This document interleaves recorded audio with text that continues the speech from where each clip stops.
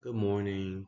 I am Jonathan Sanko, and I'm presenting my findings from my analysis on the fictional company Cyclistic. And this is also my capstone project for my Coursera data analytics uh, certification program via Google. All right. All right. And this is just some background knowledge on the fictional company Cyclistic. It is a bike sharing company based out of Chicago. It was founded in 2016. Cyclistic owns over 5,000 bikes, which are geo-tracked and locked into a network of 692 docking stations. Um, this is a fairly young company that I am currently working as an analyst within. Um, and so up until this point, Cyclistic's primary marketing strategy has been raising general awareness and appealing to broad consumer segments. Um, this is exhibited in flexible pricing plans, which include single ride passes, full day passes, and annual memberships. Of course, those single ride passes or full day passes are for riders that are considered casual riders.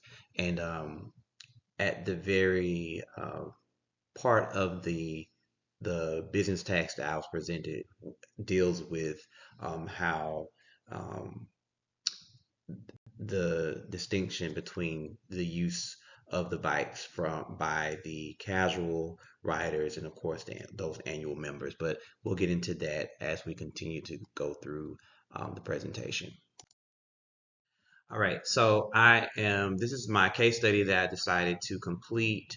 The business task, of course, is I am currently working as a marketing analyst with Lily Moreno, who is the marketing director for Cyclistic.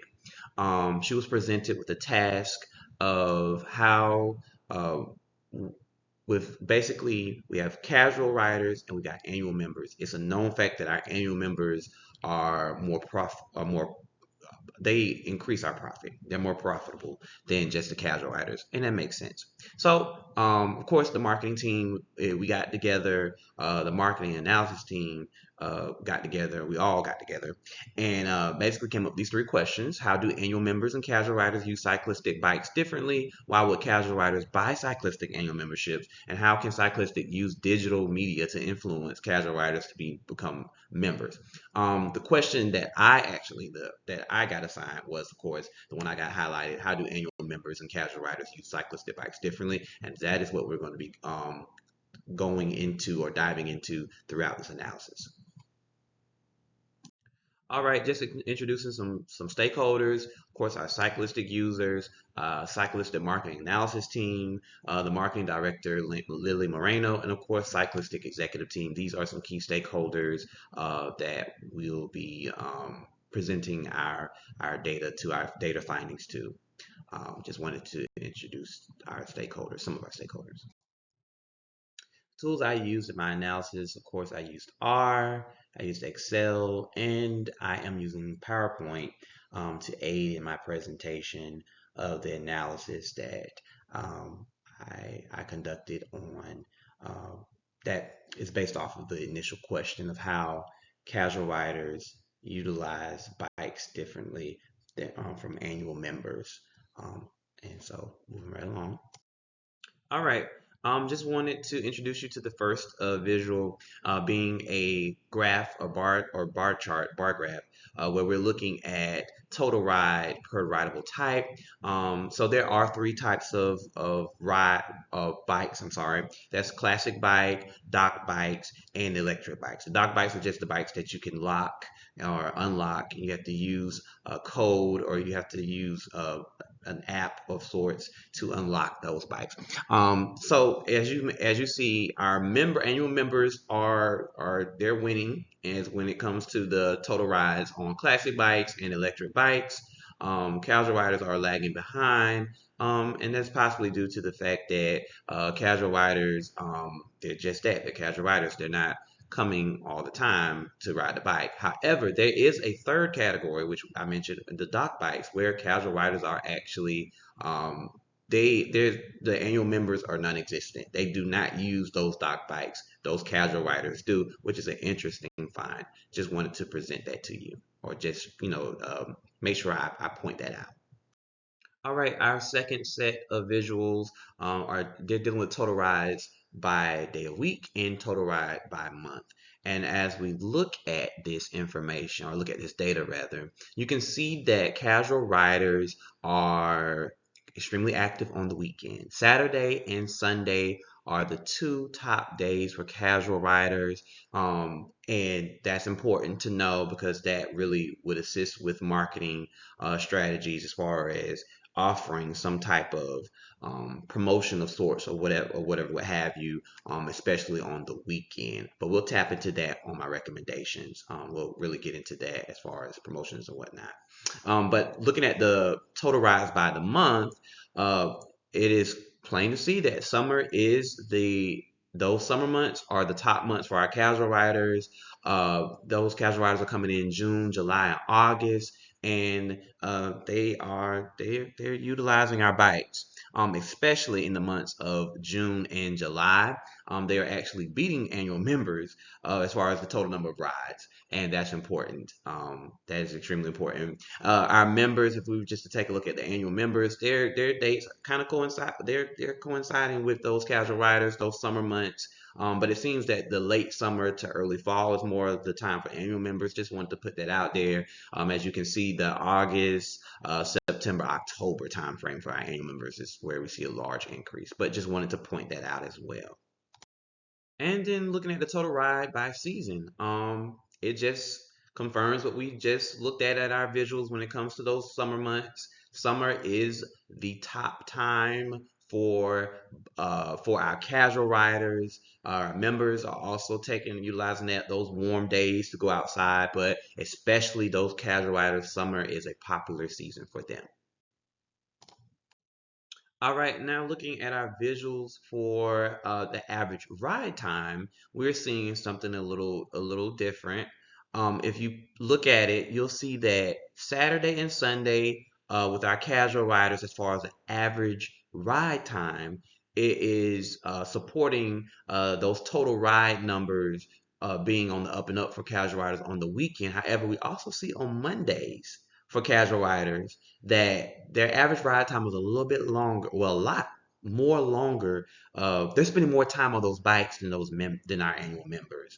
And as we look at not just the day of the week average ride time, but going over into the months, uh, it basically it just confirms what we saw as far as total ride times during those summer months. There's an uptick in the average ride time for our casual riders.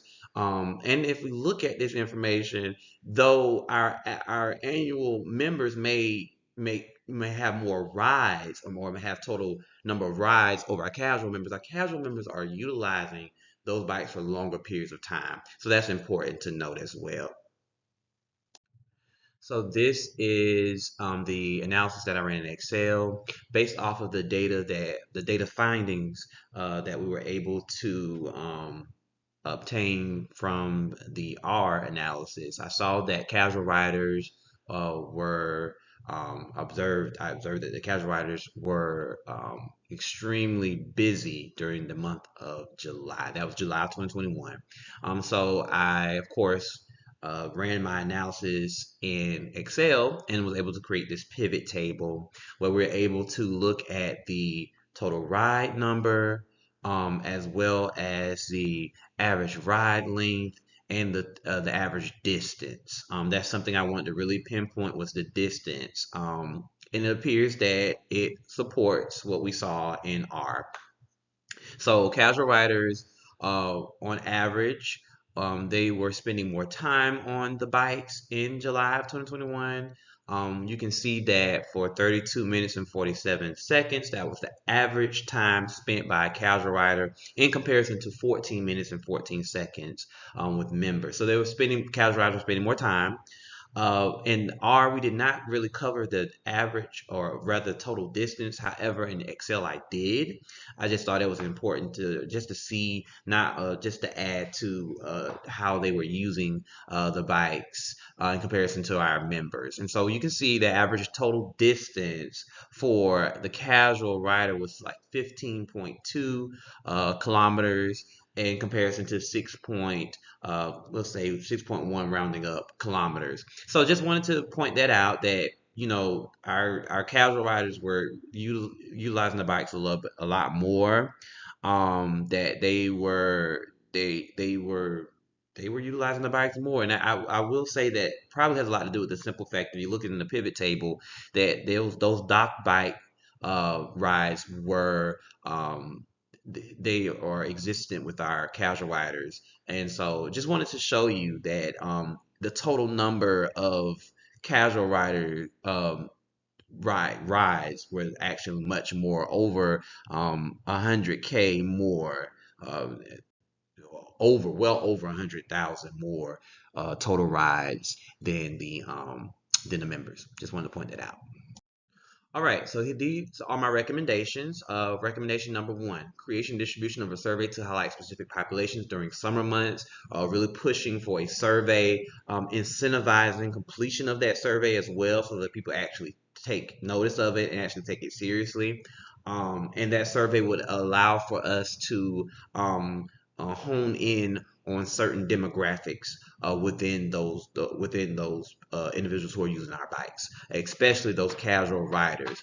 Um, which goes into my second recommendation, which is just basically an extension of the first, which is utilizing survey information to incentivize first-time users to convert over to annual membership. So if we're able to locate, or we're able to hone in on a specific demographic or a certain group of people, such as students, such as individuals who are into fitness, or individuals who are maybe they are tourists in the city, that would help us to move accordingly. So, for instance, let's say we have those students, offering a program, a pricing program, or a strategy rather, that would appeal to students, offering a discounted membership for those students, especially those who are like in summer school, who need to travel to and from classes. Then there are the people who are into fitness. Maybe we should create some type of point system where they, accumulate a certain amount of points, and then they're able to use that towards a discounted ride on their next ride. Basically, kind of like how Starbucks does their points. Basically, it's a promotion. A system where you are basically able to accumulate points. Those points allow for you to tap into some discounts and some goodies that they offer. And doing the same thing with Cyclistic, based off of the survey that we have, and really pushing for that survey during the summer due to the high traffic, the large amount of people who are utilizing our bikes. That would be a great way to really tap into a whole nother, or tap into those little sub markets that exist with our customer base. All right, moving right along, establishing an annual membership with hospitality organizations, those big hotel groups, offering membership to them. Because, hey, we see during the summertime there is a large amount of casual riders. Maybe that is due to them being tourists. So if they are tourists, maybe we could offer a membership to a hotel group, and then they in turn can offer the bikes as an amenity at their specific location. And then based off of our contract that we draw with them, maybe offering to set up a docking station there so that we can make it convenient for guests. Moving right along, last but not least, social media placement combined with promotional prizes. I do believe in the power of social media, Instagram, TikTok, Twitter, or X, formerly known as Twitter, utilizing all of those different those platforms to really reach a larger customer base, and really pushing for promotion and a lot of advertisement during the summer and the fall to reach those casual riders who otherwise wouldn't know anything about us. With all that being said, these are my recommendations. I will post some links down at the bottom just in case you want to reach out to me, or just in case you want to look into my code. I'll post all those links at the bottom. Thank you guys guys so much. Y'all enjoy the rest of your day.